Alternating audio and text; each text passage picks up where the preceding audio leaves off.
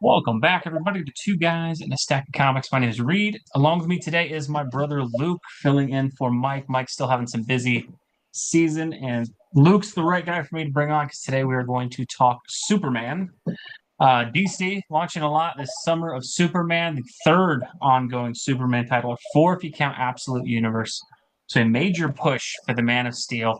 We just thought we'd talk where we think Superman is in the comic books right now. What do we think of this push? Obviously, also there was the second trailer, so we thought we'd get into a little bit of Superman on film and where we're at with that. So, Luke, you and I grew up together. Differences: I'm a Batman guy, you're a Superman guy. Last, I'd say 15 years, the gap between Batman and Superman has probably gotten as big as we've ever seen. Where Batman, million comic books, most of the cinematic greatness, seems like they might be trying to push Superman to catch up. With where he is in the comics and the movies, do you think, as a Superman fan, do you see the gap closing? Like, where are you at with what DC's doing with Superman right now? Yeah, I mean, I definitely think the gap can close, and I think there's potential. I think a lot of it's going to hang on how this film goes. If the film goes well and there's decent comics out, I think the gap can close. I don't know that we'll ever see the gap fully close. Batman is just culturally, whether it's the series of films, television shows, volumes and volume. I mean, even as a Superman fan.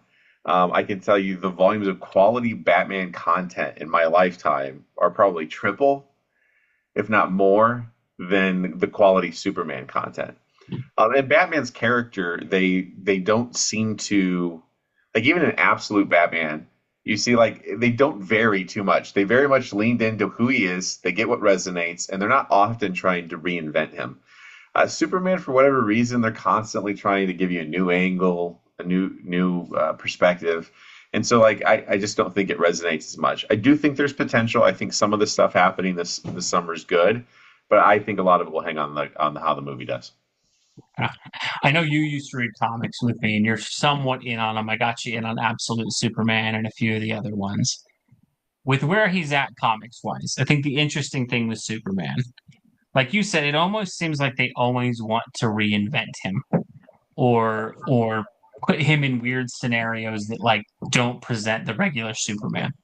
And that's interesting in that like the revered Superman stories are all typically the classic Superman ones. Like Superman for All Seasons, Birthright, all that stuff. Do you think trying to change him up is because DC Comics doesn't truly get what the character is? Do you think it's that they think the odd like why do you think that is their goal of trying to veer away from what seems to be a hero who, when they present him classically, hits with more people than when they try to change him? I think there's a couple things that have happened. I mean, you see these arcs happen in society, right? Like, and you can step back from even just comic books. There's a whole era of westerns where it's the John Wayne hero wears a white hat. He's a good guy just to be a good guy, and then people kind of get tired of that, and we shifted from John Wayne into the Clint Eastwood anti-hero kind of world, and you can kind of see these cycles happen. And so I think when that happens, those cycles are so extreme that whenever you have the John Wayne, Mr. Rogers, Superman character, when it hits a season where everybody likes the edgy guy, that kind of hero like Superman becomes just is not as big of a selling point, not as much of a cultural icon. And so I think they're always constantly trying to make him more edgy. I think the other thing is they just don't admit that Superman holds a unique place in that he is the prototype of superheroes. But I don't know that he's ever going to capture what Batman has captured. And so it might be okay that he's always second tier in comparison to Batman. And I feel like what they try to do sometimes is like, well, what if we could make him like Batman? What if we made some changes and then we'd have two Batmans? And it's like I don't know that his character type is such like that. I think if they would just stay consistent, it would have a longer impact on readers. It build up a continual fan base. I mean, where I get to with Superman is it almost feels to me like a bad relationship where they'll go through a season, try to mix everything up, change his power set, make him edgy, break up him and Lois, or have their relationship being a different. And then almost when they know your breaking point, they're like, okay, let's give a quick run where we get classic Superman. And so everybody flocks back. And then it's almost like, oh, let's bring in a new writer. And what do? Well, we want edgy again. And so there's just been this cycle that's occurred. And it got to a point with me where I was like, if you don't want to write Superman like Superman, I don't need to read it. Yeah, I think it's interesting because I think the strength of DC is the fact that you have such different characters in Batman and Superman as the leads of your universe. And then, like you, I'd agree. Once you start making Superman more like Batman, the whole dynamic gets ruined. The whole relationship that drives it's very much the MCU functions so well because of Tony Stark and Captain America providing these different perspectives, and it gave both sets of fans in the audience a character you could latch onto. I think with DC, the drive to make Superman more like Batman is foolish, and that it's never fully going to be there. Well, even look at like Absolute Superman. I think it's a great perspective on what they're missing.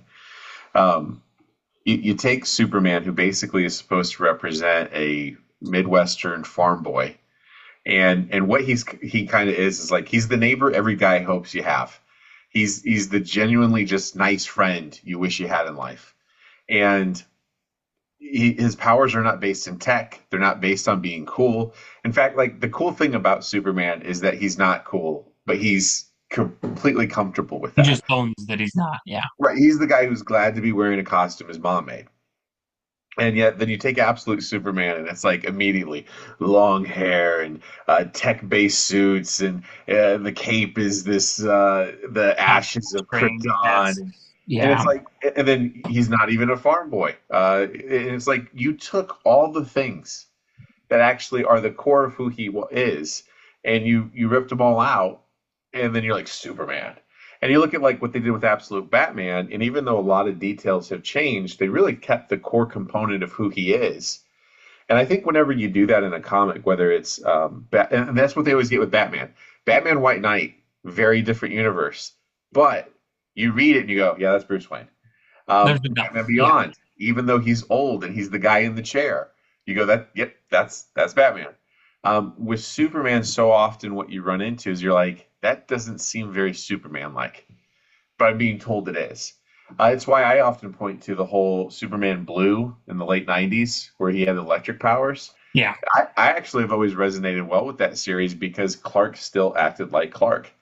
And so it You can resonated. change his power set as long as you don't change the person, and it feels like they try to change the person too often. One thing I will say, I mean, DC, this All In initiative, while I don't love Absolute Superman, I do think stuff like this Superman Unlimited is smart. I think putting out a book that's very filled with flashbacks, decent creative team. I mean, Dan Slott has people who criticize him, but you had it. Do you think launching a book like that that's more like Superman for beginners is I mean, you use is that something you would that would pull you back in if it was more that tone of comic that's coming out, That or is the no? closest thing I've read in a while that made me think about maybe I could do a jumping on point here. The art wasn't my favorite. Yeah, The art, I actually, it's funny, I like the art of Superman. The Clark Lois Daily Planet scenes, I don't know. I just, some look uh, off. Yeah, Raphael Albuquerque is an interesting artist for Superman. but I will say the story, yeah, you read that and you went, that's Superman. Now it's harder with issue one because what they basically have had to do is I think they're building it to be an onboarding for guys who've been like me off, the reservation for a An while. off ramp, or if anybody watched the movie and wants to read the comic, yeah, So basically, issue one was almost just like, hey, let's remind you of who he is and remind you that these things are counting in his history and continuity of this book. They did. I thought the ending was kind of neat. I mean, spoiler warning if you haven't read it, but like I thought the Krypton or Kryptonite kind of impacting you kind of have like now Wakanda of Kryptonite, yeah. and now he has to deal with that Kryptonite is in mass volume, so this could be a threat to him. I thought, hey, that's an interesting jumping off point. So I did like that book. I thought there was potential there, and I think for a lot of folks, that's what we've been looking for. Is so often you pick up these books, and either so much has happened in the plot that when you pick it up and you're like, oh, he runs a company now. Where's Lex? He's running Lex's company. Like he's working with Mercy. What I don't. Yeah. I'm so lost with where we're at. I almost feel like I can't catch up. Or then you pick up Absolute Superman. You're like, oh, this should be great. And you're like, this doesn't look or feel like Superman at all. This is the first comic in a long while I picked up and went, oh, hey, that's Superman. And yeah, I kind of know that story. Yeah, that's an interesting take. So I do think books like that could be a good on ramp for folks, and I feel like Superman hasn't had a good on ramp in a while. Yeah, it's interesting. Despite having so many number one issues, they really haven't done a lot that's been like, this is now Superman kind of thing. And I think, yeah, like you said, they throw so many wrinkles in. But I think sometimes I think Superman, unlike Batman, where I think they can take some giant swings and expect you to catch up, Superman's popularity has waned to the point. It's like, it probably is best if we do classic Lex for a while and classic Lois Lane and stuff like that. Well, then Um, what happens too is I feel like because they're trying to make big swings, they'll do this where they allow a new writer to come in and just totally obliterate a certain storyline or like perspective. Like Bendis. Yeah. right, like when I read the whole new 52, wasn't my favorite, but hey, we're doing that. Then they kind of bring the rebirth in. And you're like, hey, okay, this is the Superman I recognize. He's got a kid. I could get on board. And then Bendis comes in, and it's like within a few issues, 5 issue series everything's they did, just yeah. and they keep doing that with Superman because I think they're trying to recapture the fire, and so they allow so much leeway. There's far less protection of the character than I think I see with Batman. Where with Batman, it's very much like there's certain. It seems like there's certain ground rules of like you don't get to touch this or this or this. You need to stay within this fencing. And with Superman, that's not there, and it kind of creates this whiplash effect sometimes. With, at least for me as a reader. Yeah, I agree. Superman's interesting, being that like I follow him and Batman are really the only two that I still follow all the books, and it's like it is a tonal whiplash in terms of where they take the character at times.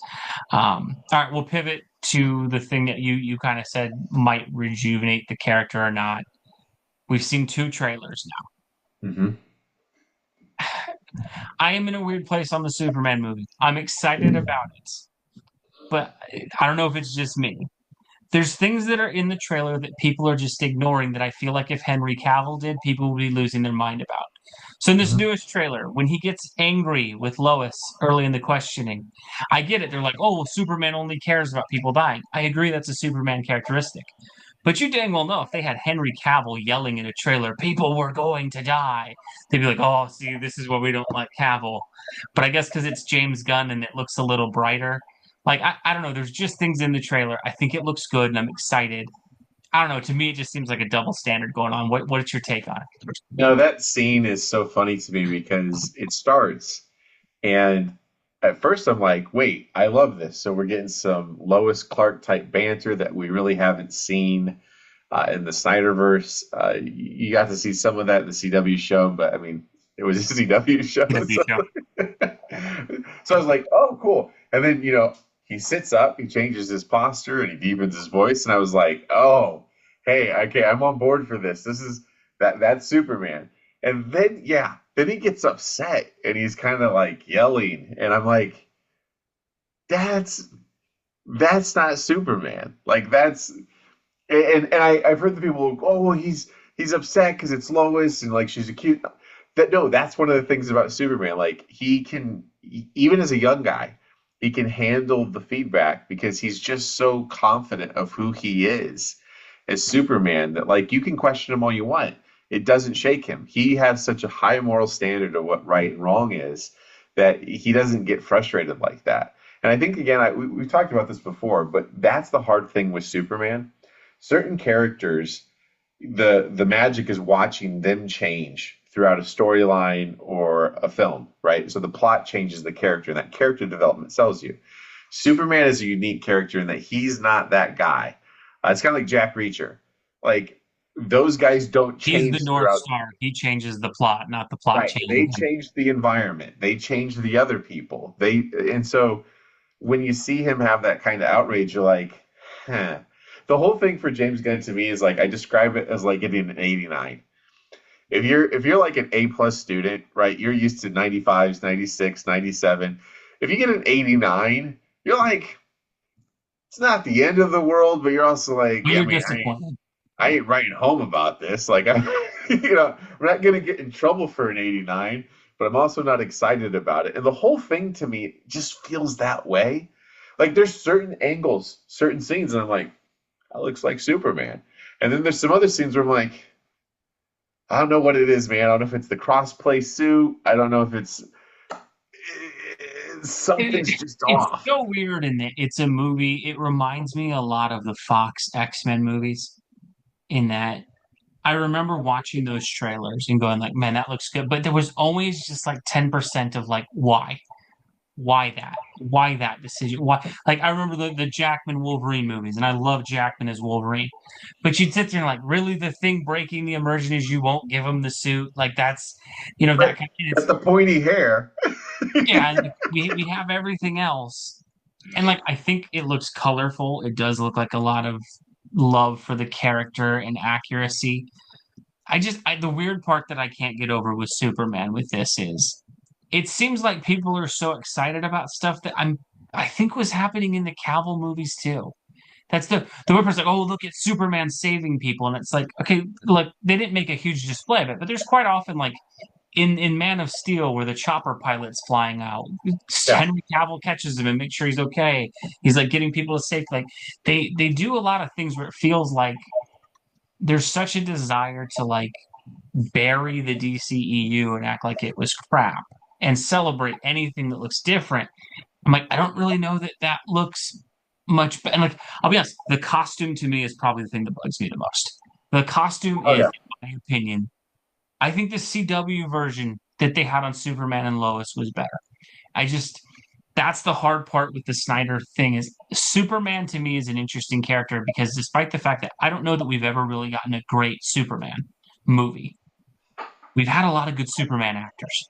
I mean, I agree with you, although most are going to say that's sacrilege because the 78, but like we've talked about this before, like the 78 Superman and even the 89 Batman, they would not survive in this day and Oh no, who age. made those movies now in the modern continuity? Right. People would lose Batman their kills minds and about it. laughs, Superman kills. I mean, like, what I love about, like, all the feedback Cavill got, like, oh, he snaps on his neck. Superman would never do that. I'm like, please go watch Reeve Superman decals 2. on, smashes his hand, and then cracks wise with He Lois up and turns throwing them him. human. They have no more powers, and then he kicks them into the abyss. No, Like, and I think part of what covers that obviously is like nostalgia and the strength of everybody loves Reeves. I mean, I think oh, he's he's universal. amazing. He's He's the amazing. standard bearer. I just Gunn is an interesting thing that like it's the same way I feel about his reboot in that people well, it's not complicated. What he's done is canon, what's not. But like, okay, but what parts of what he's done is canon?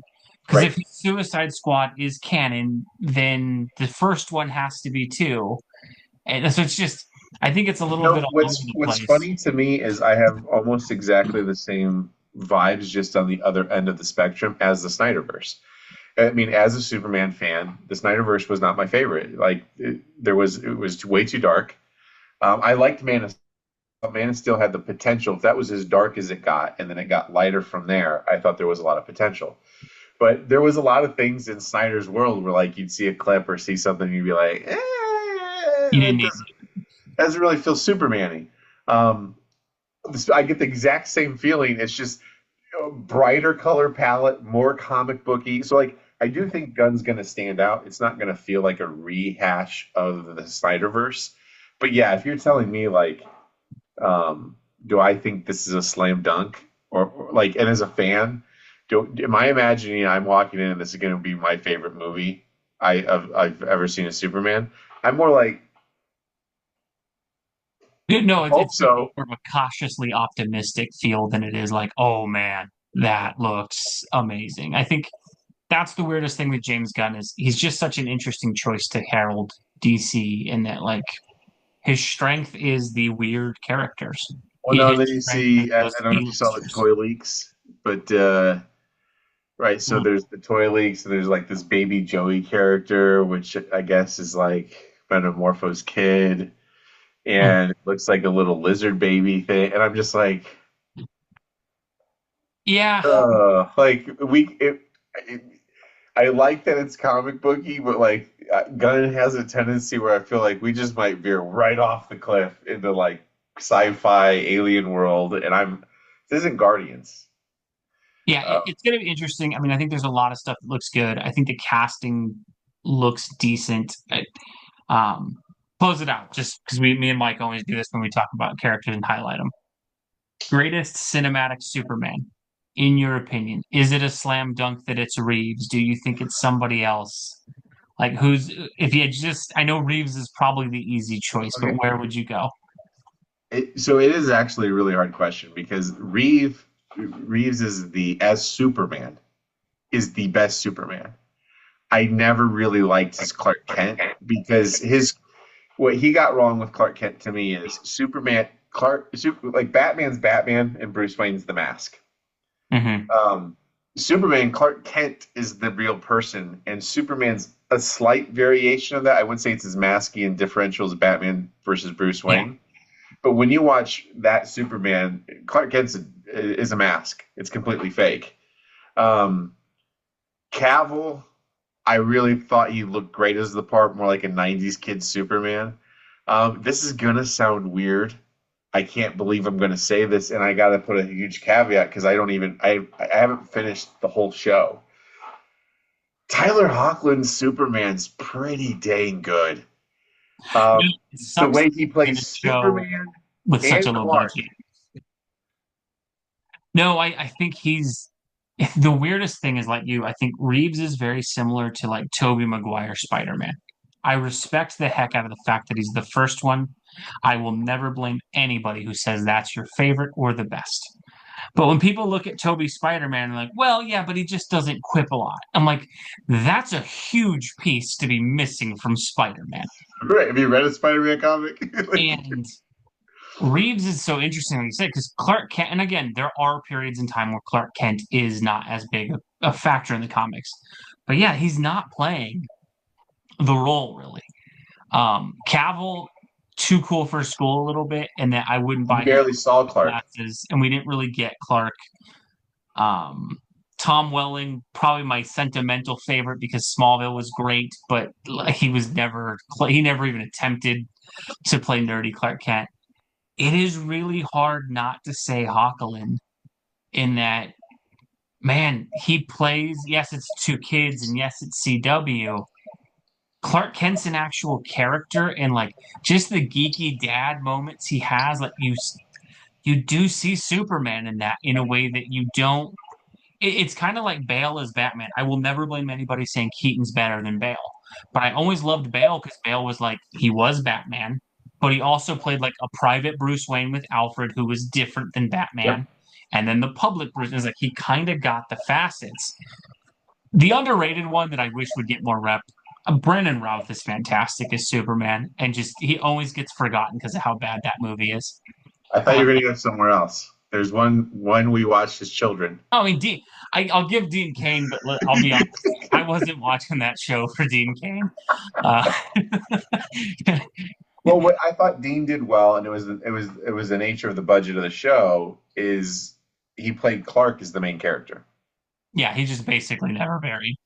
But yeah, I mean, to me, if you watch again, I'm not saying I am under no misconception that Superman Lois is a great show, but I'll just say, like, if you like, I almost wish there was a cut where there was no anybody No with Superman supporting. and Lois. I don't really want to follow the kids or the neighbors or anywhere else. But like, there are so many scenes where like him in Smallville and how he likes the Smallville festivals and him as a football coach and him defending his family. Where I'm just like, that's Clark Kent. That's exactly Yeah, like Clark Kent. Like, and it doesn't feel like he's pretending or acting um, is a weird way. Like that's just him being him. And then, I mean, that scene, the scene where he's in the Flesher suit thanks, and my he mom. catches the Yeah, car and like, I like your suit. Yeah, my mom. That might be the single most Superman cinematic scene I can think of. Um, yeah, I wouldn't blame anyone for Reeves, but yeah, I would say I think Hawkland in terms of playing the full character, it's up there, man. Last thing before we go, just if you had to put money in Vegas, does this movie succeed?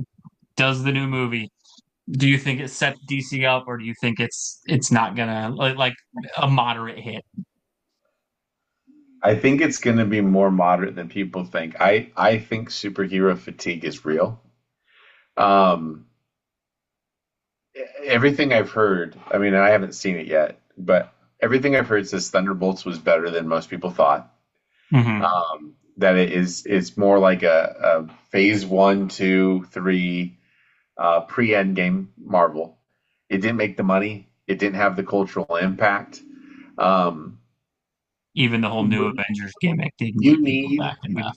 what these modern movies need because of how much money they cost is they need the normal person to come, the person who struggles to tell you the difference between Marvel and DC, the people who don't understand the difference between Sony Marvel and Marvel Marvel and Netflix Marvel. Like they can't talk like we're talking about these characters. You need those folks to show up. And I think there has been so much stuff in the space and of low quality.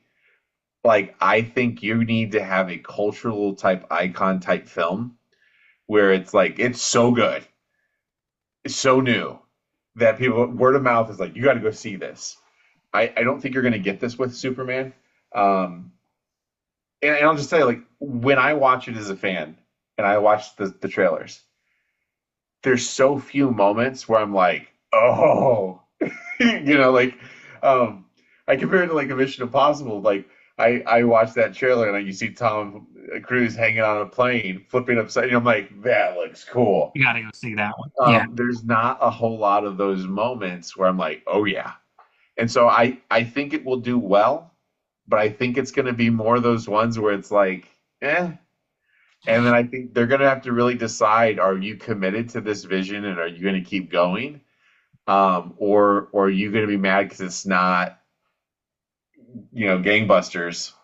Yeah, I think the problem, like you said, there's so much pressure on it. I don't know that it can live up to. It probably needs, and all depends on what the threshold is. If it needs to make 500 million, yeah, it'll do that easily. If it needs to be $1 billion movie, if it needs to be Deadpool and Wolverine, I don't know that we're getting there. And then I think the biggest mistake is they have no immediate follow up in terms of you got Supergirl next. You needed Batman in the pipeline. That was the brilliance of Marvel. Was it was when you had a movie that hit, the next one was already ready to go. The next one here is all reliant on whether this movie is great with a spin-off character who's exactly the same power. It'll be just really interesting, but we'll see. Let us know, folks. What do you guys think below? What do you think of the current state of Superman in the comic books? What are your hopes and expectations for the upcoming film? As always, whether you agree or disagree, we'd love seeing from you down below. Thank you as always for watching, folks. God bless you. We'll catch you in our next video.